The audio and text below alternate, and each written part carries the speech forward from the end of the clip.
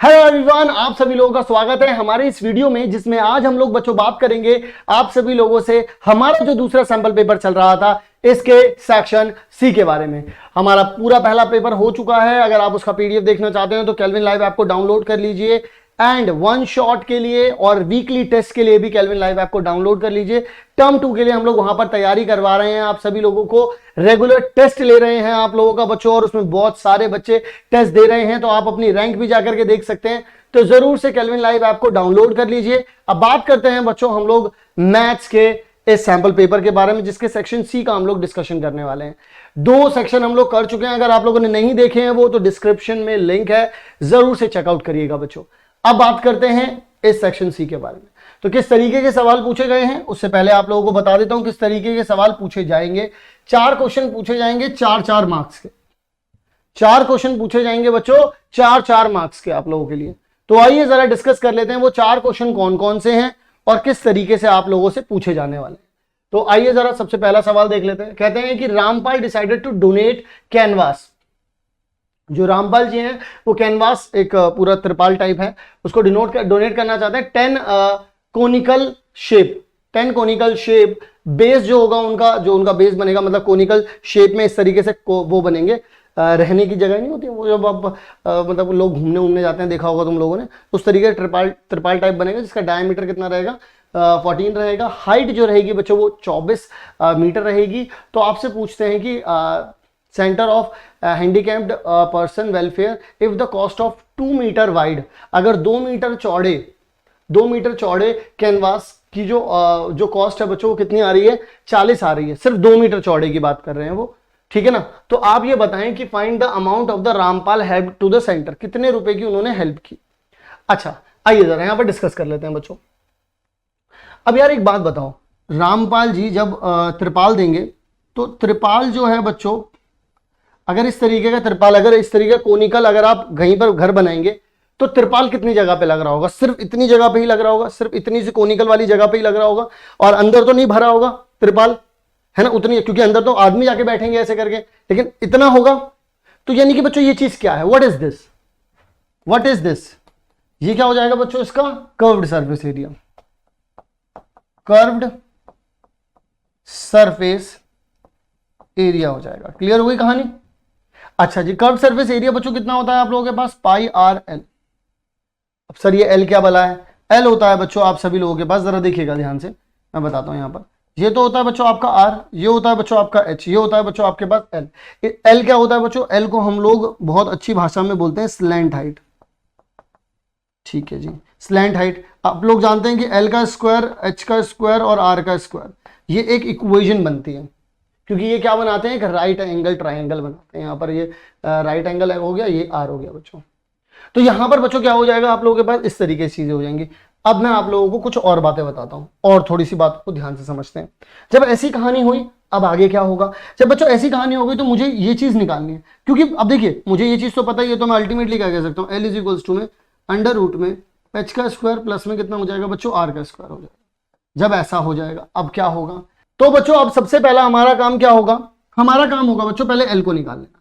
भाई हाइट कितनी है अपने पास, हाइट है अपने पास 24 का स्क्वायर हो जाएगा, रेडियस कितना है बच्चों 7 का स्क्वायर हो जाएगा। ठीक है जी, तो कितना कर लेंगे हम लोग यहाँ पर 576 कर लेंगे और 49 कर लेंगे, तो आपके पास आ जाएगा बच्चों अंडर रूट में 625, यानी कि बच्चों एल कितना हो जाएगा आप लोगों के पास 25 मीटर हो जाएगा। एल कितना हो गया बच्चों 25 मीटर हो गया।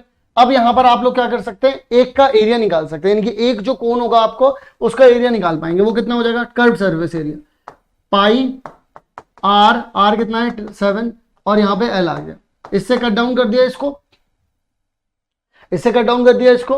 अच्छा अब अगर मैं यहां पर 25 की मल्टीप्लाई करता हूं बच्चों, किसको 25 की मल्टीप्लाई बच्चों करता हूं, अगर मैं इसमें, अगर आप लोग ध्यान से देखेंगे तो यहाँ रेड पेन ले लेते हैं, 25 की मल्टीप्लाई करते हैं 22 में, तो आपके पास कितना आ जाएगा, 5 दूनी 10, हासिल लगा 1, तो यहाँ 50 आ जाएगा।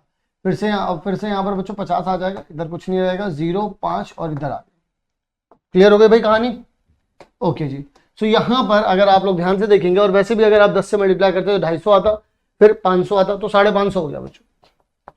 लेकिन बच्चों ये जो एरिया आ रहा है, इतना मीटर स्क्वायर जो आ रहा है एरिया बच्चों, ये सिर्फ इसकी तो कहानी है नहीं, एक कोन की तो बात है नहीं, हमको तो बात करनी है कितने कोन की, हमको बात करनी है बच्चों यहां पर 10 कोण की, तो मैं यहां पर क्या करूंगा 10 से मल्टीप्लाई करूंगा इसको, तो कितना आ जाएगा 5500 मीटर स्क्वायर।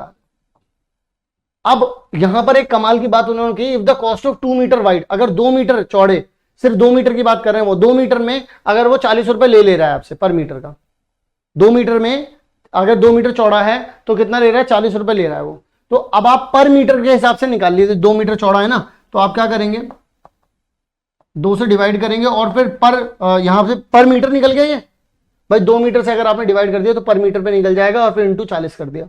इससे अगर कैंसिल आउट किया तो यहाँ कितना आ जाएगा 2 आ जाएगा, 7 आ जाएगा बच्चों, ठीक है 2 आ जाएगा 7 आ जाएगा, ठीक है जी, और फिर ये चला गया तो 5 आ गया, 0 आ गया। अब 0 इसमें मल्टीप्लाई हो जाएगा तो 27 50 इंटू में कितना आ जाएगा 4 आ जाएगा, फिर 0 से मल्टीप्लाई करेंगे तो 0 0 5 20 आ गया, तो यहाँ पर 2 चला गया, 428 30 आ गया, यहाँ पर 3 चला गया, 4 दूनी 8 यहाँ पर आ जाएगा इतना। तो अल्टीमेटली आप लोगों के पास 1,10,000 रुपए। भाई साहब ये जो हमारे रामपाल जी हैं, अर्जुन रामपाल तो नहीं है, तो भाई ये 1,10,000 रुपए जो है वो खर्च कर रहे हैं, ठीक है जी। जरा चेकआउट कर लेते हैं, देख लीजिए बच्चों 1,10,000 ही कर रहे हैं ये, ठीक है जी। सो इस तरीके से हम लोग पूरा अमाउंट निकाल पाए। पहले इन लोगों ने हमें रेडियस बताया, हम लोगों ने रेडियस निकाला, हाइट बताई तो स्लैंट हाइट निकाल ली, फिर surface total surface area curve surface area है बच्चों ये, पाई आर एल निकाला हम लोगों ने, वैल्यूज को पुट किया, 10 का कॉस्ट निकाला, फिर 40/2 कर दिया, ठीक है जी। इस तरीके से हम लोग यहाँ पर निकाल पाए। आइए जरा अगले सवाल की तरफ चलते हैं। अगला सवाल बड़ा ही बेहतरीन और बेहद ही इंपॉर्टेंट, मैं इसे इंपॉर्टेंट सवालों में लिखता हूं। जो पहला वाला सवाल है ये बेहद इंपॉर्टेंट है, जो दूसरा वाला सवाल है इस तरीके के सवाल हमें करने चाहिए ताकि हमारा दिमाग थोड़ा और शार्प हो जाए। अब जरा ध्यान से सुनिएगा बच्चों, वो हमसे बस एक बात कहना चाहते हैं कि वो हमसे कहना चाहते हैं कि PTQ यानी कि ये बड़ा वाला जो एंगल है वो बराबर है 2 times of this angle, 2 times of this angle है। बड़ा ही इजी हो जाएगा ये सवाल अगर आप लोग थोड़ा सा मेरे साथ दिमाग लगा लेंगे, बस थोड़ा सा बस बच्चों मेरे साथ दिमाग लगा लेंगे। आप में से कोई बच्चा ऐसा नहीं होगा जो इस बात से डिसएग्री करे कि यहाँ पर 90 डिग्री एंगल बन रहा है, कोई भी बच्चा इस बात से डिसएग्री नहीं करेगा। अच्छा, जब आप इस बात से डिसएग्री नहीं करेंगे ना, तो फिर आप बच्चों इस बात से भी डिसएग्री नहीं कर सकते मेरे साथ कि ये वाला सिर्फ इतना सा एंगल जो बनेगा वो बनेगा 90 माइनस थीटा। इस बात से भी आप लोग बच्चों डिसएग्री नहीं करेंगे क्योंकि ये पूरा 90 बनता, लेकिन इतना थीटा छोड़ दोगे तो ये कितना बचा 90 माइनस थीटा। आप में से हर एक बच्चा इस बात को जानता है कि PT बराबर में TQ है, इस बात में कोई भी दो राय नहीं है कि इसकी लेंथ के बराबर होगी। जब बच्चों आप लोग ये बात जानते हैं तो इसका मतलब आप लोग ये बात भी जानते हैं कि अगर बच्चों ये भी मान लीजिए ये भी L है और इसकी भी लेंथ L है, तो जो यहां पर थीटा बनता है वो यहां पर थीटा बनता है, यस नो। तो इसका मतलब बच्चों जो यहां पर एंगल बनेगा, जो यहां पर एंगल बनेगा वो भी कितना बनेगा, वो भी इतना ही बनेगा क्योंकि इसकी हाइट और इसकी हाइट बराबर है, ठीक है जी। अच्छा, अब ये वाला एंगल, अब मैं आप लोगों से एक बात कहना चाहता हूं, ये एक ट्राइंगल बन रहा है और ट्राइंगल के तीनों एंगल्स का सम कितना होता है बच्चों, यानी कि मैं यहां पर बोल सकता हूं एंगल में PTQ प्लस में ये वाला एंगल कितना है बच्चों 90 माइनस में थीटा, प्लस में ये वाला एंगल कितना हो गया बच्चों, ये भी 90 माइनस थीटा, और इन सब का सम कितना हो जाएगा 180 डिग्री। इन दोनों को जोड़ूंगा बच्चों तो 180 हो जाएगा, 180 वहां चला जाएगा, तो एंगल PTQ, ठीक है जी, माइनस में 2 थीटा, यहां पर 0 बचेगा ठीक है जी। एंगल PTQ बराबर में 2 थीटा हो गया।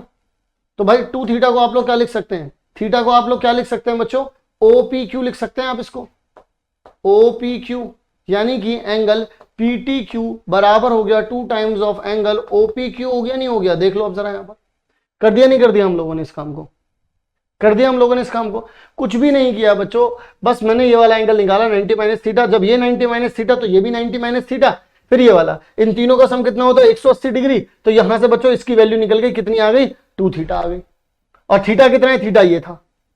तो इन दोनों के बीच में कनेक्शन आ गया कि ये बराबर होगा जब इसका दुगना होगा, ठीक है। और ये हमेशा होता है, ऑलवेज होता है, ये चीज बच्चों ऑलवेज होती है, ध्यान रखेंगे आप सभी लोग, ये चीज बच्चों ऑलवेज होती है। ओके, तो आइए जरा डिस्कस कर लेते हैं किस तरीके से इन्होंने निकाला है। इन्होंने भी देखिए बच्चों यहाँ पर TOQ TQP देखो बच्चों, इसे भी 90 माइनस थीटा लिया, ये भी 90 माइनस थीटा है, देखो TPQ इसे भी बच्चों 90 माइनस थीटा लिया, इनका इन सब का सम देखो कितना निकाला 180 degree. Angle sum property of triangle हो गई। फिर यहां से आप लोगों क्या निकाल पाए कि एंगल PTQ बराबर हो जाएगा 2 टाइम्स ऑफ OPQ। ठीक है जी, आगे की तरफ बढ़ते हैं, अगला सवाल देखते हैं बच्चों। अगला सवाल हम लोगों से क्या कहता है, अगले सवाल पहले यहाँ पे पढ़ लेते हैं। कहते हैं कि अगर आप लोगों को 3 साइड दे रखे हैं, एक राइट एंगल ट्राइंगल, ये इंपॉर्टेंट चीज है। इंपॉर्टेंट ये नहीं है कि ट्राइंगल है, इंपॉर्टेंट है ये एक राइट एंगल ट्राइंगल है। ठीक है, where C is the hypotenuse. ठीक है, C जो है वो हाइपोटेनस है, कोई दिक्कत नहीं है। R जो है वो रेडियस है दिए हुए सर्कल का, तो R की वैल्यू बतानी है, इस तरीके से प्रूफ करके दिखानी है, कोई दिक्कत नहीं। देखो भाई हाइपोटेनस पे C दे रखा है, यहाँ पर कोई दिक्कत नहीं है किसी को भी।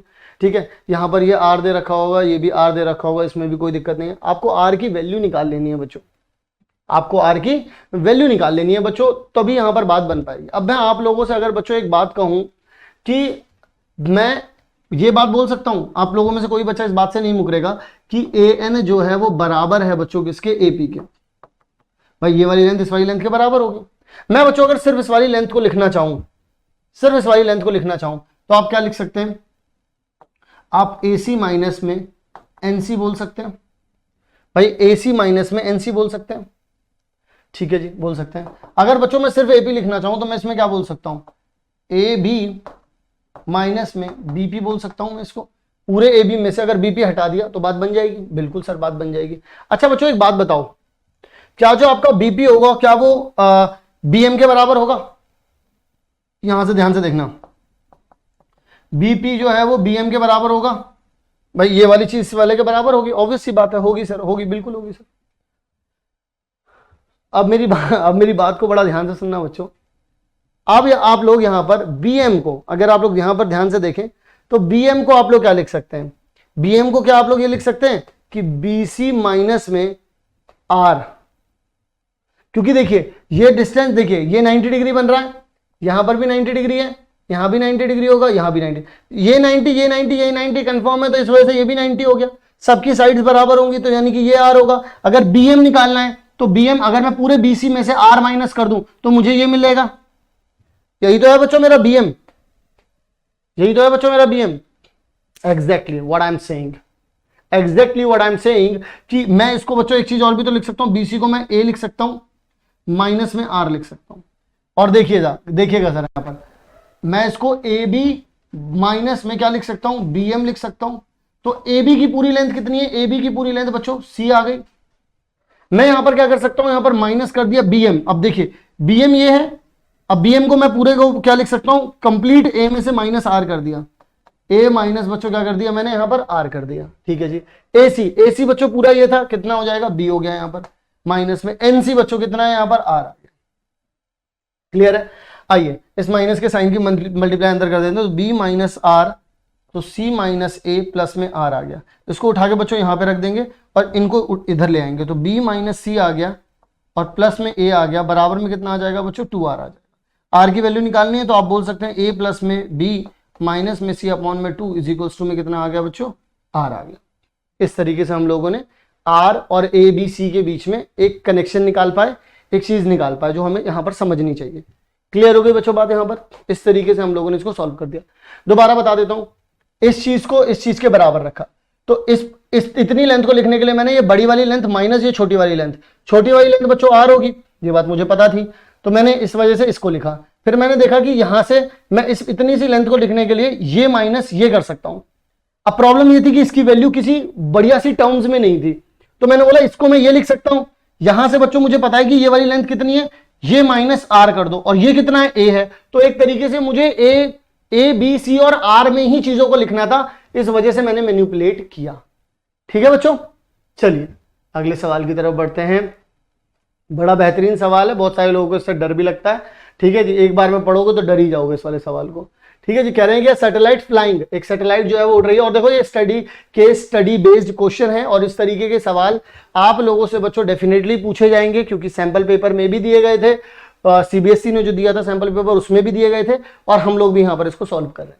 तो यहाँ पर satellite flying eight height H, देखिए एक H हाइट पर है, is watching the top of the 2 tallest mountain. यहां से ये दोनों के माउंटेन देख पा रहे हैं। ठीक है जी, ऊपर से देख पा रहे हैं, उत्तराखंड और कर्नाटका के। बिंग देखिए नंदा देवी, जो कि 7,816 मीटर लंबा है हाइट में। ठीक है, एंड और मुल्लायनागिरी जो है वो उसकी हाइट कितनी है 1930 मीटर, ठीक है जी, हालांकि छोटी है लेकिन फिर भी बड़े हैं यार काफी। द एंगल ऑफ डिप्रेशन वो बता रहे हैं from the satellite to the top of the Nanda Devi के साथ 30 डिग्री बन रहा है और मुल्लायनागिरी के साथ 60 डिग्री बन रहा है। अब जो भी मैं बोल पा रहा हूं उसके साथ थोड़ा एडजस्ट कर लेना। If the distance between the peaks of the two mountains, अब peaks of the two mountains का मतलब ये वाला डिस्टेंस मत समझ लेना प्लीज, ये डिस्टेंस नहीं होता बच्चों। आप ये समझ लीजिए कि इसको आप इसकी हाइट बच्चों ये हो गई और ये वाली हाइट, ये इन दोनों के बीच में डिस्टेंस कितना है बच्चों, इन दोनों की हाइट के बीच में डिस्टेंस है 1937। वो कह रहे हैं if the distance between the peaks of the to, अच्छा डिस्टेंस बिटवीन देम है, तो आप लोग यहां पर बोल सकते हैं इन दोनों के बीच में, इसको अगर मैं इधर की तरफ ले जाऊं तो इन दोनों के बीच में जो डिस्टेंस है बच्चों टोटल कितना हो जाएगा, इसको अगर इधर ले आऊं तो इनके बीच में डिस्टेंस हो जाएगा 1937 किलोमीटर, ठीक है जी। And the satellite vertically above the mid point of the distance, ये जो डिस्टेंस है इसके वर्टिकली मिड पॉइंट पर ऊपर जा रही है, यानी कि आधे, इसके भी आधे पर, इन दोनों के बीच में कहीं पर सैटेलाइट जो है वो ऊपर है। ओके, आइए जरा find the distance from the top of the Nanda Devi से डिस्टेंस बता दीजिए। Find the distance of the satellite का डिस्टेंस। आइए जरा यहां पर मैं बात करता हूं। देखिए आप मान लीजिए थोड़ी देर के लिए इन दोनों को लगभग बराबर, इन दोनों के बीच की जो दूरी है बच्चों वो कितनी है 1937 कुछ है। तो अगर मैं यहां पर बात करूं कि यहां से अगर, क्योंकि देखिए सैटेलाइट यहां पर है और यहां पर ये मिड पॉइंट पर है इसके, तो अगर मिड पॉइंट की बात करूं तो यहां से देखिए ये पूरी लेंथ कितनी है बच्चों 1937, अगर मैं उसका आधा करूंगा तो 1937 का आधा बच्चों ये कितना हो जाएगा 1937 डिवाइड बाय 2 हो जाएगा, ठीक है। अब ये वाली तुम्हें बेस पता चल गया, अब जब तुम्हें ये बेस पता चल गया यानी कि तुम्हें एजी पता चल गया, अब ये वाली जो हाइट है इसका अपन को कुछ नहीं करना है। एंगल ऑफ डिप्रेशन इसके साथ 30 बन रहा था, जब ये वाला एंगल 30 है तो बच्चों ये वाला भी एंगल कितना हो जाएगा 30। तुम्हें ये वाली हाइट निकालने में तुम इंटरेस्टेड होने चाहिए, क्योंकि देखिए ये भी 30 डिग्री है और एंगल के साथ वाला क्या होता है बेस, और ये क्या दे रखा है बच्चों, क्योंकि यहां पर 90 डिग्री बन रहा है, इसके सामने वाला क्या है हाइपोटेनस। तुम्हें सिर्फ इसमें इंटरेस्ट होना चाहिए, यानी कि तुम्हें एएफ निकालना है बच्चों। एएफ क्या है तुम्हारा हाइपोटेनस हो गया, तुम्हें एजी दे रखा है, एजी ओजी लोजी सुनो जी। तो अब आप लोग यहां पर क्या कह सकते हैं भाई, ऐसी कौन सी ट्रिग्नोमेट्रिक फंक्शन है जहां पर बेस और हाइपोटेनस दोनों के दोनों इन्वॉल्व हो जाएं, वो है कॉस हो गया अपना।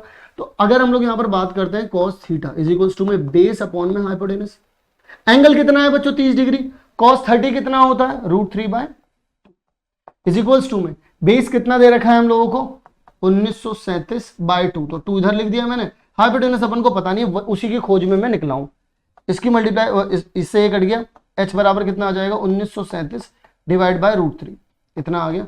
अब आप लोग चाहें तो यहां पर √3 से डिवाइड मल्टीप्लाई कर दीजिए तो कैंसिल आउट कुछ हो जाएगा और h की वैल्यू यहां से निकल आएगी। कैलकुलेट करके h की वैल्यू कितनी आ रही है 1118.36 किलोमीटर, ठीक है जी। यहां पर हम लोग इसका आंसर निकाल पाए। दोबारा से देख लीजिए, आप लोगों को यहां पर ये जो डायग्राम दे रखा है कंफ्यूज करने के लिए दे रखा है, अब बस इनकी हाइट को, इनके बीच का जो डिस्टेंस है आप यहां पर इस तरीके से इक्वल मान करके ले सकते हैं कि इनके बीच में दूरी है, ये जो मिडिल इनकी जो लेंथ जारी होती है ना जहां से नाप रहे होते हैं हम लोग, उनके बीच की दूरी है ये बस, ठीक है। आओ जरा आगे की तरफ बढ़ते हैं, बात कर। अच्छा, और तुम्हें ऐसा भी मैं बता दूं कि ऐसा भी क्यों दिख रहा होगा, अगर तुम ऊपर से देखोगे तो इसका टॉप और इसका टॉप तो तुम्हें सामने ही दिखेंगे दोनों को, तुम्हें तो दोनों सामने दिख रहे हैं, तुम्हें ऊपर नीचे नहीं दिखेंगे अगर तुम ऊपर से देखोगे। अगर मैं इसको यहां रख दूं और इसको यहां रख दूं और तुम ऊपर से देखोगे तो तुम्हें ये नहीं पता चल सकता कि ये नीचे है या ये ऊपर है, तुम्हें तो ऐसे ही दिख रहा है ना ये। तो यहां से इनके बीच की दूरी उन्होंने इस तरीके से बताई है, ठीक है। चलिए, the total distance of the satellite from the top of the, देखिए पहले उन लोगों ने यहां से डिस्टेंस पूछा, इधर से डिस्टेंस पूछ लिया, यानी कि इस वाली चीज को तुमने पता लगाया। अब वो तुमसे बोलेंगे कि यहां से डिस्टेंस पता लगाओ, ये वाला। तुम्हें ये वाला डिस्टेंस अभी भी पता ही है, क्योंकि ये जो जगह थी ये क्या था मिड पॉइंट था, ये टोटल था 1937। अब इसका मिड पॉइंट ये हो गया था, यानी कि 1937 डिवाइड बाय 2 हो गया था, तो ये भी कितना हो जाएगा 1937 डिवाइड बाय 2, यानी कि इसको एक मिनट कितना हो जाएगा 1937 डिवाइड बाय 2, यहां पर भी 1937 डिवाइड बाय 2। यहां बच्चों एंगल कितना हो गया 30 डिग्री, इसके साथ एंगल कितना दे रखा है 60, देख लो जरा यहां पर दे रखा है उन्होंने, यहां पर एंगल इतना दे रखा है 60। तो मैं अल्टीमेटली क्या कह सकता हूं, मैं यहां पर भी कितना बोलूंगा बच्चों 60 डिग्री। ये वाली लेंथ फिर से 1937 डिवाइड बाय कितना हो जाएगा बच्चों 2, यहां पर फिर से मैं बच्चों क्या लगाऊंगा कॉस। आइए जरा लगा देते हैं कॉस को। जब मैं दोबारा कॉस को लगाऊंगा बच्चों, फिर अब 60 डिग्री पे तो 1/2, इससे ये गया तो एफपी की लेंथ डायरेक्टली निकल आएगी, क्योंकि अब यहां पर मैं cos 60 लगाऊंगा। अब रूट 3/2 नहीं आ रहा है कि मैंने 30 डिग्री लगा रखा है, अब 60 लगा रखा है तो 1/2 आ रहा है। ये 2 से 2 गया, एफपी की लेंथ डायरेक्टली मिल गई 1937 किलोमीटर। अच्छा ये मीटर नहीं था बच्चों, 1937 किलोमीटर था। ठीक है, चलिए आगे की तरफ बढ़ते हैं, अगला सवाल देखते हैं। कहते हैं योर एल्डर ब्रदर, तुम्हारे जो बड़े भैया हैं, बड़े भैया, your elder brother wants to buy a car, car खरीदना चाहते हैं, मन नहीं मान रहा है उनका, कार खरीदना चाहते हैं, and plans to take loan from a bank for his car. He repays his total loan of 1,18,000 by paying every month starting with the first installment 1,000. If the increases the installment by 100 rupees every month, answer the following question. कहने की बात क्या है भाई, तुम्हारे भैया जी तो थे, तुम्हारे भैया जी का मन कर रहा था कि भाई उनके जो दोस्त हैं खूब गेड़ी शेड़ी मार रहे हैं, कार वार में खूब घूमने जा रहे हैं, भाई इंडिया गेट घूमने जा रहे हैं, यहाँ जा रहे हैं, वहां जा रहे हैं। उन्होंने बोला मैं भी कार खरीदूंगा, लोन लेना पड़ेगा लेकिन मैं कार खरीदूंगा। तो उन्होंने कार खरीदने का मन बनाया। अब जब इन्होंने कार खरीदने का मन बनाया तो कार में जो अमाउंट इन्हें देना था, उस वक्त शायद कार सस्ती आ रही थी, जब उन्होंने, वो बूढ़े पुराने लोग थे, 1,18,000 रुपए की कार आ गई। तो उन्होंने 1,18,000 रुपए की जब कार ली तो इंस्टॉलमेंट बनी कि भाई पहले महीने आप हमें देंगे 1,000 रुपए, फिर अगले महीने आप हमें कितना देंगे, इसमें 100 और जोड़ देंगे, कितना हो जाएगा बच्चों, 1,100 रुपए हो जाएगा। फिर 100 और जोड़ देंगे तो 1,200 रुपए हो जाएगा, फिर 100 और जोड़ देंगे तो 1,300 रुपए हो जाएगा। तो हर महीने आप हमें ऐसे ऐसे करके अमाउंट देते जाएंगे। ठीक है, अब यहां पर हमें एक बात पता चल रही है कि हर महीने एक फिक्स अमाउंट जो है वो पिछले वाले अमाउंट में जुड़ता चला जा रहा है। तो अगर मैं आप लोगों से बात कहूं तो ये, अगर मैं इसे ए मान लूं तो इसमें एक फिक्स अमाउंट जुड़ा, उसे मैंने क्या कह दिया, ए प्लस डी कह दिया। अब ये डी जुड़ा था ना, इसमें एक और डी जुड़ गया बच्चों, उसे मैंने क्या कर दूंगा, ए प्लस 2D कह दूंगा। तो बच्चों एक तरीके से क्या बन रही है, एपी बन रही है। अगर ऐसे भी नहीं समझ में आया तो ऐसे समझो, 1100 में से अगर बच्चों 1000 गए तो कितने बचे, 100। 1200 में से बच्चों 1100 गए तो कितने बचे, 100। 1300 में से 1200 गए तो कितने बचे, 100। तो इसका मतलब यहां पर हर दो कॉन्जिक्यूटिव टर्म्स के बीच में एक पर्टिकुलर, एक कांस्टेंट नंबर आ रहा है, वो क्या है, 100। इसका मतलब ये एक एपी है, ये बात कंफर्म हो गई। अब यहां पर हम लोग आगे की तरफ बढ़ते हैं, ये एक एपी बन रही है, बहुत अच्छी बात है। अब लेकिन ये इन बातों से क्या इंपैक्ट पड़ रहा है ये देख लेते हैं। कह रहे हैं find the amount paid by him in 30th instalment. जो 30वीं इंस्टॉलमेंट है उसमें उन्होंने कितना अमाउंट पे किया होगा। ये समझने के लिए हम लोगों को, आपको एक बार देखना होगा जो आपकी एपी बन रही है, जरा उसे प्यार से देखना बच्चों। प्यार से देखोगे तो पता चलेगा, पहले आपने 1,000 दिए, फिर आपने 1,100 दिए, फिर आपने 1,200 दिए, फिर आपने क्या दिया, 1,300 रुपए दिए। इस तरीके से चलता चला जाएगा। ये बच्चों आपकी पहली इंस्टॉलमेंट है, यानी कि A1 है। ये क्या है बच्चों, आपकी A2 है। ये क्या है बच्चों, आपकी A3 है। ये क्या है बच्चों, आपकी A4 है। इसका मतलब वो ये जानना चाहता है कि आपकी A30 क्या है। अब अगर मैं यहां पर हैशटैग कॉन्सेप्ट बताऊं आप लोगों को, तो हैशटैग कॉन्सेप्ट क्या कहता है कि an इज इक्वल टू में a प्लस में n-1 इंटू में d, क्योंकि वो यही तो जानना चाहता है कि 30वीं इंस्टॉलमेंट क्या रही होगी। अरे भाई, तो an का जो फॉर्मूला होता है उसमें क्या चाहिए तुमको, a चाहिए, तुमको a दहेज में मिला है, तुमको d भी दहेज में मिला है, तुमको n भी दहेज में मिला है। क्या रखना है वहां पे, 30 रखना है। बस सबको put the value get the answer. तो आओ जरा, a30, तो यानी कि a प्लस में 30 माइनस 1 इंटू में d लिखेंगे हम। a कितना हो गया बच्चों, 1,000 हो गया, प्लस में 29, d कितना हो गया बच्चों, 100 हो गया। यानी कि 1,000 हो गया यहां पर, प्लस में 2900 हो गया, यानी कि आप लोगों के पास आ जाएगा 3900। यानी कि वो अपनी 30वीं इंस्टॉलमेंट में कितने रुपए जमा करवाने गए होंगे, 3900 रुपए जमा करवाने होंगे। क्लियर है, बहुत बढ़िया। आइए जरा अगले सवाल की तरफ बढ़ते हैं। 3900 रुपए है the amount paid by him in the 30 instalment. अब यहां पर देखो दोनों को चेंज कर दिया। पहले उन्होंने बोला 30वीं इंस्टॉलमेंट में कितने रुपए दिए, अब वो बोल रहे हैं the amount paid by him in 30 instalment, मतलब 30 इंस्टॉलमेंट में उन्होंने टोटल कितना अमाउंट दे दिया, ये बताओ भाई। पहले महीने उन्होंने 1,000 रुपए दिए, यहां पर देखना 1,000 रुपए दिए, फिर उन्होंने 1,100 रुपए दिए, यानी कि अभी तक इन्होंने कितने दे दिए थे, 2 महीने में 2,100 रुपए दे दिए थे। फिर जब उन्होंने यहां पर बात की कि अगले महीने में उन्होंने 1200 और दिए, तो इसका मतलब इन 3 महीनों में उन्होंने कितने रुपए दे दिए थे बच्चों? 3300 रुपए दे दिए थे। ऐसे ही वो पूछ रहे हैं कि 30 इंस्टॉलमेंट जब भर दी तो 30 के 30 का जो सम आएगा वो कितना होगा। लो जी, इसका मतलब तो बच्चों ये हमसे सम पूछ रहे हैं। सम क्या होता है बच्चों? अगर यहां पर मैं हैशटैग कॉन्सेप्ट लिख दूं, आप लोगों के पास ये फॉर्मूला याद कर लेते हैं अपन लोग ये वाला। सम क्या होता है बच्चों? n/2 2a प्लस में n-1 इंटू में d, यही होता है। इसी के साथ हम लोग ये भी बोल सकते हैं कि n/2 a प्लस में l, ये कब आता है बच्चों यूज? जब हमें लास्ट टर्म पता हो, यानी कि 30वीं इंस्टॉलमेंट में कितने रुपए भरे थे ये हमें पता हो। और ये मैं क्यों इसके ऊपर एम्फसाइज कर रहा हूं, क्यों इसके ऊपर जोर दे रहा हूं? क्योंकि अभी अभी जस्ट हम लोगों ने पिछले वाले सवाल में ये चीज निकाली थी।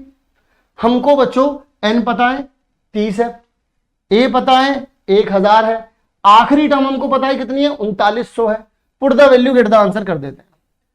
30 डिवाइड बाय 2, a कितना हो जाएगा बच्चों? यहां पर a है 1000, तो एक ही जगह पे लिख देंगे बच्चों हम लोग कितना? 1000 लिख देंगे। प्लस में हम लोग क्या कर देंगे? लास्ट टर्म कितनी हो जाएगी? 3900। क्लियर है? अब यहां पर हम लोग बोल सकते हैं 30 डिवाइड बाय 2, अगर मैं 1000 इसमें जोड़ दूं तो ये कितना हो जाएगा? 4900। अब अगर मैं इससे 2 से इसे कट पट कर दूं तो यहां 15 आ जाएगा। अब इसकी मल्टीप्लाई कर देते हैं, तो 49 और 15 की मल्टीप्लाई कर देते हैं। 9 पंजे 45, यहाँ 4 आ गया तो 24 यहां आ गया बच्चों, यहां 49 आ गया। 5 13 हासिल लगा 1 तो 7 आ गया। 2 0 और लग जाएंगे क्योंकि वो दहेज में मिली हुई थी।